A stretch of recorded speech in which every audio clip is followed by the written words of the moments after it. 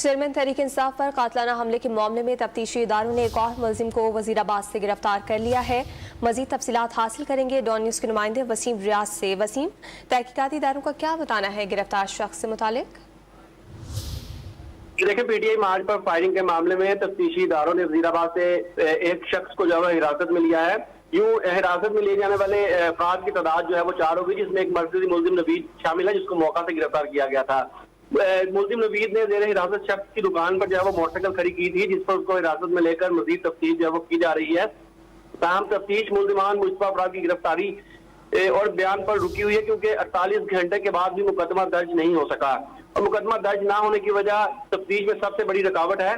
और जो जेआई की एक तश्कील दी जानी थी, इसके हवाले से वज़ीर आला ने आईजी पंजाब को कहा था कि वो इस मुकदमे की तफ्तीश के लिए जेआईटी तश्कील दें, लेकिन अभी तक मुकदमा ही दर्ज नहीं हुआ, जिसकी वजह से जेआईटी की तश्कील जो वो नहीं दी जा सकी।